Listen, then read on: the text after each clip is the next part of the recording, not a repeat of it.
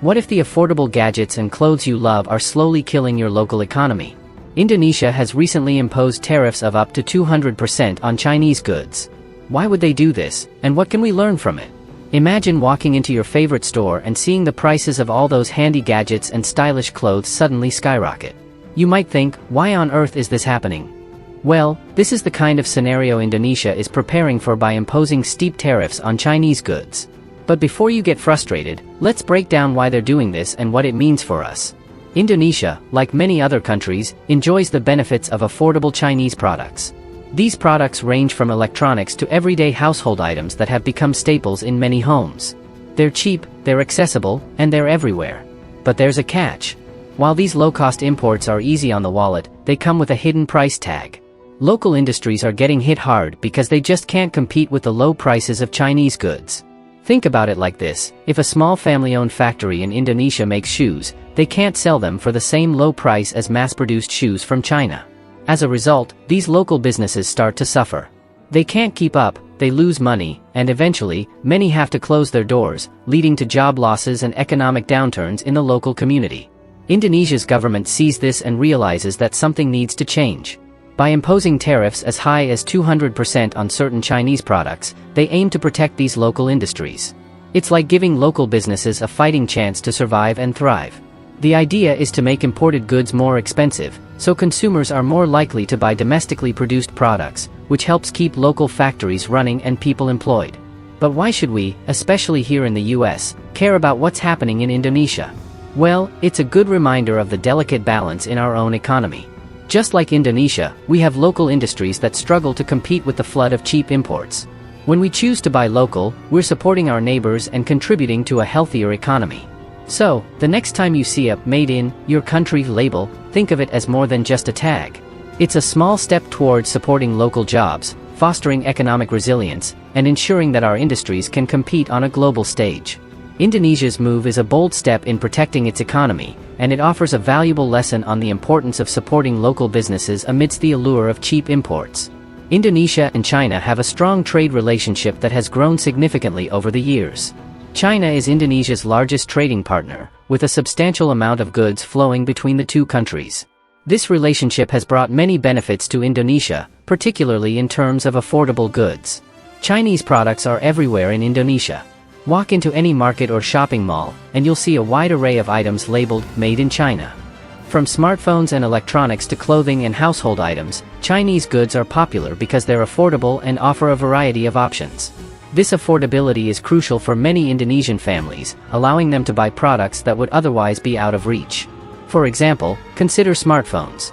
Chinese brands like Xiaomi and Huawei provide feature-rich smartphones at a fraction of the cost of other global brands.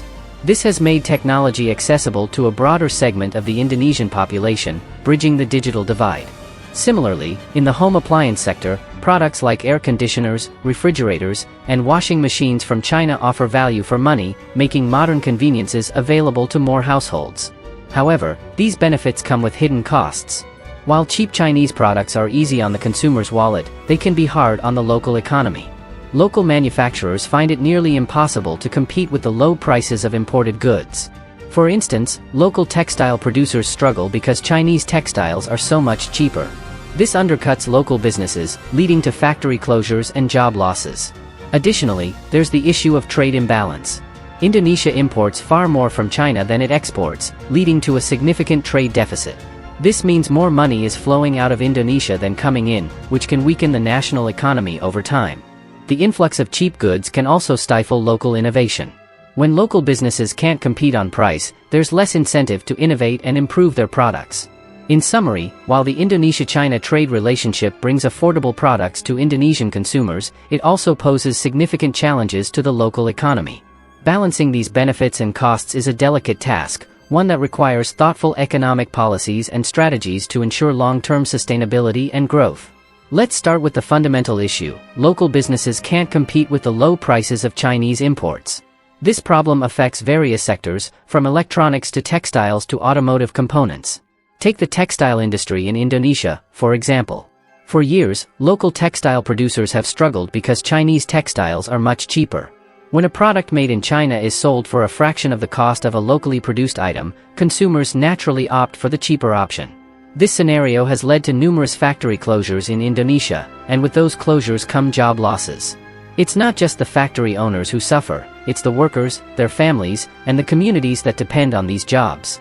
Imagine a small town where the main employer is a textile factory. When that factory shuts down, the entire town feels the impact.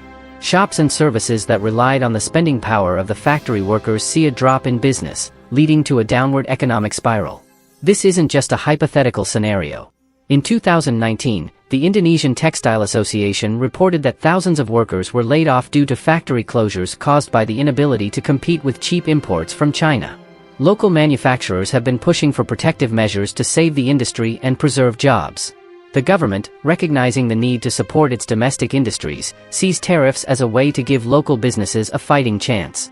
By making imported goods more expensive, tariffs level the playing field, allowing local manufacturers to compete and thrive. Next, let's discuss the trade deficit. A significant trade deficit means more money is leaving the country than coming in. For Indonesia, this has been a growing concern. The country imports a vast array of goods from China, including electronics, machinery, and consumer products. In 2020, Indonesia's trade deficit with China was approximately $16 billion. This imbalance means that Indonesia is spending much more on Chinese goods than it is earning from its exports to China. Think of the trade deficit like a household budget. If you're constantly spending more than you're earning, you eventually run into financial trouble. The same principle applies to a country's economy.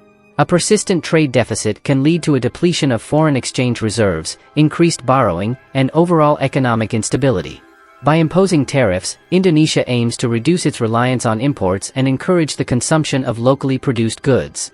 This strategy helps keep money within the country, supporting domestic businesses and jobs.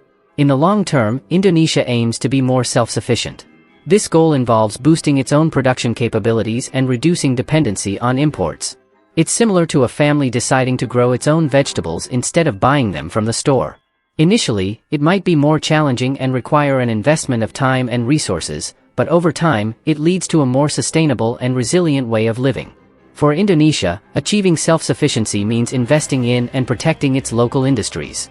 By imposing tariffs on Chinese goods, the government encourages local production and consumption. This approach not only creates jobs but also fosters innovation and development within the country. For instance, if local electronics companies are protected from being undercut by cheaper imports, they have a better chance to grow, innovate, and eventually compete on a global scale. Consider the example of South Korea. In the 1960s and 70s, South Korea implemented protectionist policies to nurture its nascent industries. By shielding local businesses from foreign competition, the country was able to develop strong, globally competitive industries, particularly in electronics and automobiles. Today, companies like Samsung and Hyundai are global giants. Indonesia hopes to achieve a similar outcome by supporting its local industries through tariffs and other protective measures. Moreover, self-sufficiency enhances national security. During times of global uncertainty or trade disputes, a country that can produce its own essential goods is less vulnerable to external shocks. For Indonesia, building a strong, self-sufficient economy is a strategic move to ensure long-term stability and growth. In summary, Indonesia's decision to impose tariffs on Chinese goods is driven by a need to protect local industries, reduce the trade deficit, and encourage self-sufficiency. While cheap Chinese imports offer immediate benefits to consumers, the long-term costs to the local economy can be substantial. By implementing tariffs, Indonesia aims to create a more balanced, resilient, and self-reliant economy. This strategy not only supports local businesses and jobs but also sets the stage for sustainable economic growth in the future. Indonesia's decision to impose tariffs on Chinese goods isn't happening in isolation. It's part of a broader global trend where several countries are taking steps to protect their own economies from the overwhelming influx of cheap Chinese products.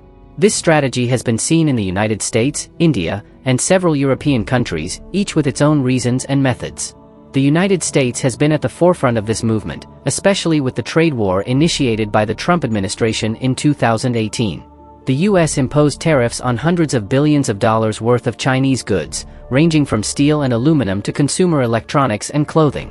The primary aim was to protect American industries from what was perceived as unfair trade practices, including intellectual property theft and state subsidies to Chinese manufacturers, which allowed them to sell products at prices far below market rates. For instance, the steel and aluminum industries in the US had been struggling with low prices due to the glut of Chinese steel, leading to factory closures and significant job losses. The tariffs aimed to revive these industries by making Chinese steel more expensive and thus less attractive to American buyers. Similarly, India has taken robust measures to curb the influence of Chinese imports. In 2020, following border clashes and rising tensions with China, India increased tariffs on a wide range of Chinese products, including electronics, toys, and furniture. This move was part of the broader Atmanirbhar Bharat, Self-Reliant India, initiative, which encourages local production and reduces dependence on foreign goods. By promoting domestic manufacturing, India hopes to create jobs, boost local industries, and reduce its trade deficit with China. This strategy also serves a geopolitical purpose, signaling India's intention to reduce economic ties with a country it perceives as a strategic adversary. The European Union has also been cautious about the impact of Chinese goods on its markets. The EU has implemented various anti-dumping measures to prevent Chinese products from being sold at unfairly low prices, which harm European producers. For example, the EU has imposed duties on Chinese solar panels and steel products to protect its own industries. These measures help ensure that European companies can compete fairly, without being undercut by artificially low prices driven by state subsidies in China. The decision to impose tariffs on Chinese goods is not just about economics, it also has significant geopolitical implications. Countries are increasingly aware of the strategic risks associated with heavy reliance on Chinese imports, especially for critical industries and technologies. For the United States, the trade war with China was as much about national security as it was about trade balance. The US government expressed concerns over dependence on Chinese technology, particularly in areas like telecommunications and semiconductors, which are critical to national security. By imposing tariffs and restricting access to American technology, the US aims to reduce its vulnerability to potential supply chain disruptions and maintain technological superiority. The ongoing tension over companies like Huawei highlights these strategic concerns. India's tariffs on Chinese goods also carry a strong geopolitical message. The border clashes in the Himalayas and the desire to reduce economic dependence on a strategic rival have driven India's policies. By promoting domestic alternatives and reducing imports from China, India seeks to strengthen its economic independence and security. This shift is part of a broader strategy to assert its sovereignty and reduce its vulnerability to external pressures. In Europe, the geopolitical dimension is evident in the EU's efforts to protect its strategic industries and maintain a level playing field. The EU's measures against Chinese dumping practices are designed not only to protect European jobs but also to ensure that Europe retains control over critical sectors, such as energy and technology. The push for greater scrutiny of foreign investments, particularly from China, reflects concerns over losing control of key industries and technologies. For Indonesia, the tariffs on Chinese goods are part of a broader strategy to achieve economic resilience and reduce dependency on a single major trading partner. By encouraging local production and consumption, Indonesia aims to build a more self-sufficient economy that can better withstand global economic shocks and geopolitical shifts. This approach aligns with Indonesia's long-term goals of fostering innovation, creating jobs, and ensuring sustainable economic growth. In conclusion, while the immediate aim of imposing tariffs on Chinese goods is to protect domestic industries, the broader context includes significant geopolitical considerations. Countries like the US, India, and Indonesia are taking these steps not only to bolster their economies but also to enhance their strategic autonomy and reduce their vulnerability to global economic shifts. This multifaceted approach helps ensure that these nations can navigate the complexities of the global economy with greater stability and confidence. Let's imagine a situation where you rely on a single grocery store for all your food. Initially, the store offers incredibly low prices, which is great for your budget. But over time, as more people shop there, other local grocery stores can't compete and are forced to close down. Now, the once affordable store is the only option left. With no competition, the store gradually raises its prices. You no longer have the benefit of low prices, and you've lost the option to shop elsewhere.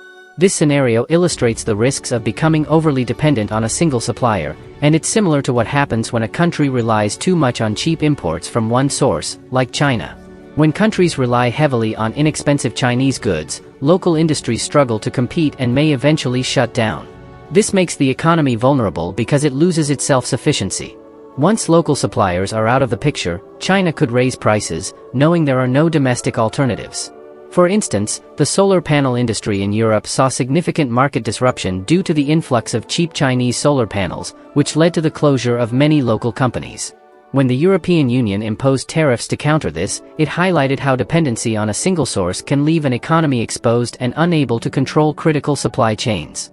Over-reliance on Chinese goods also exposes countries to significant supply chain vulnerabilities. This was starkly highlighted during the COVID-19 pandemic. Many countries faced severe shortages of essential goods such as personal protective equipment, PPE, because they relied heavily on Chinese imports.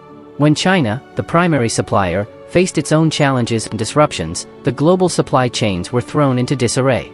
Hospitals and healthcare workers around the world struggled to get the necessary equipment, revealing how critical it is to have diversified and resilient supply chains. Consider another example, the global semiconductor shortage. Many industries, including automotive and electronics, faced production slowdowns because a significant portion of semiconductor manufacturing is concentrated in a few countries, including China.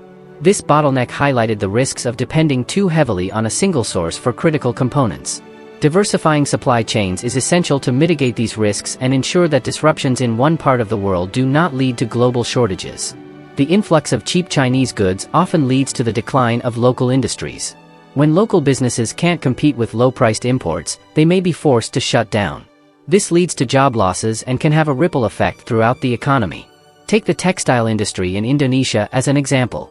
Many local textile factories have had to close because they can't compete with the low prices of Chinese textiles.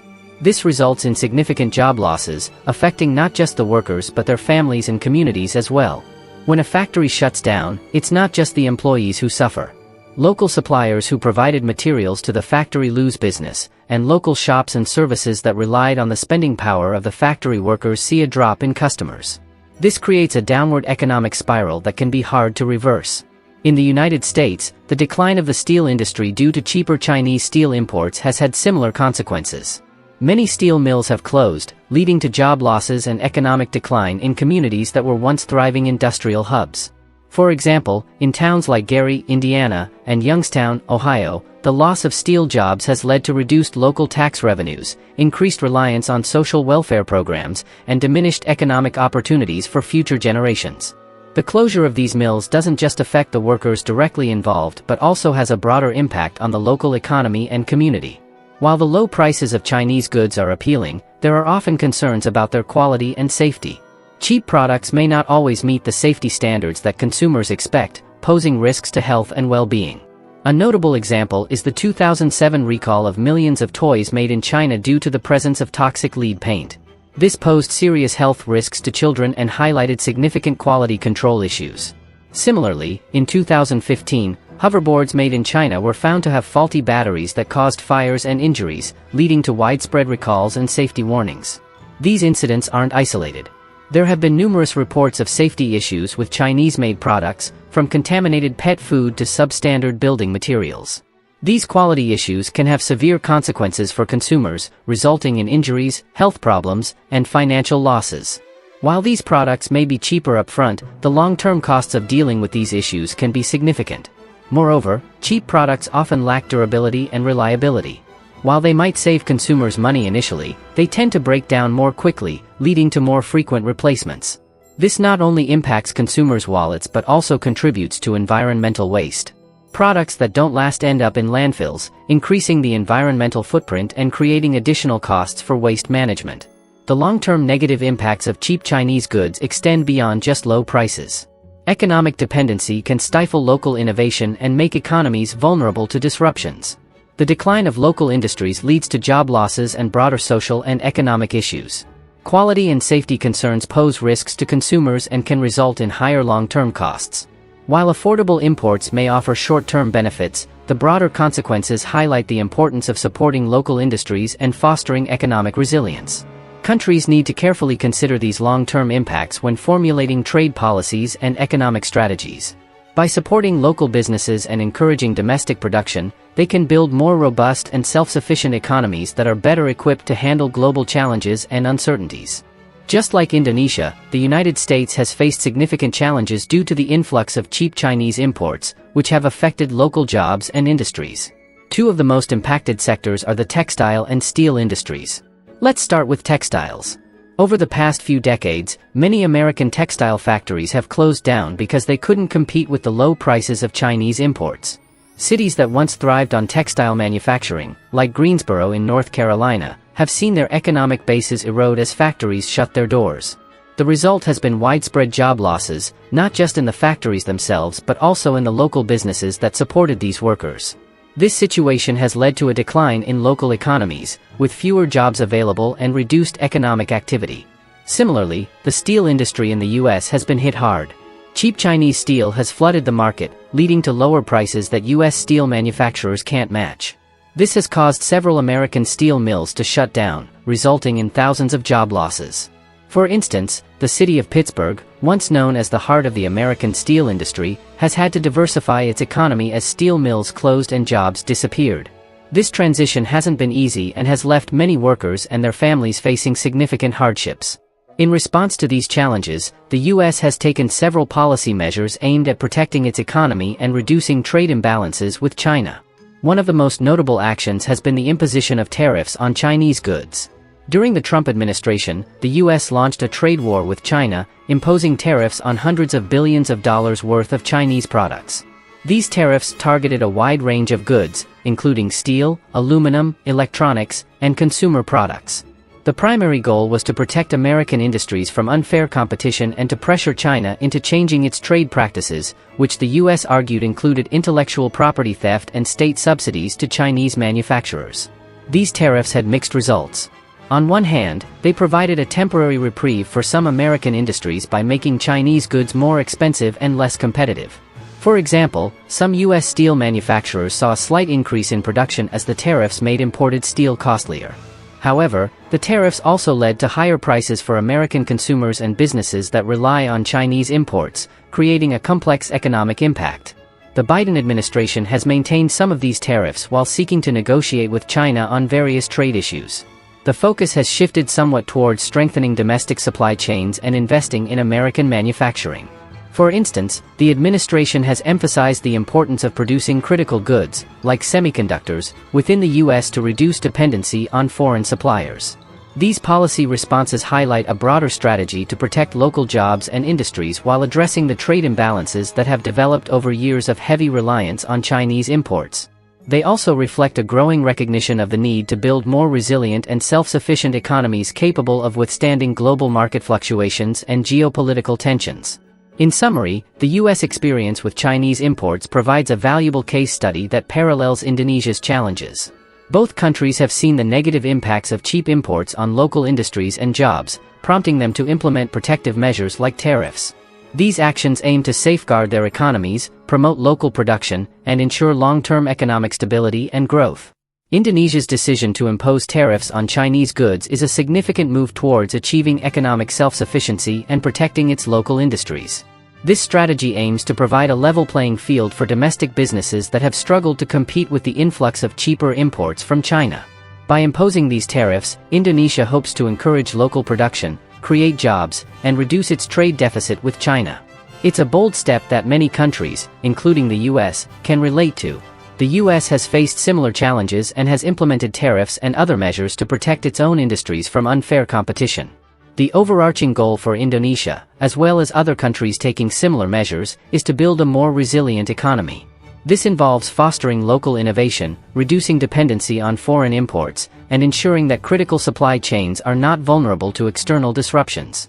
It's about creating a sustainable economic environment where local industries can thrive and contribute to long-term economic stability.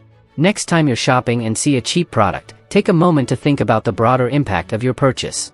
While it might save you money in the short term, consider how supporting local industries can help build a stronger and more resilient economy.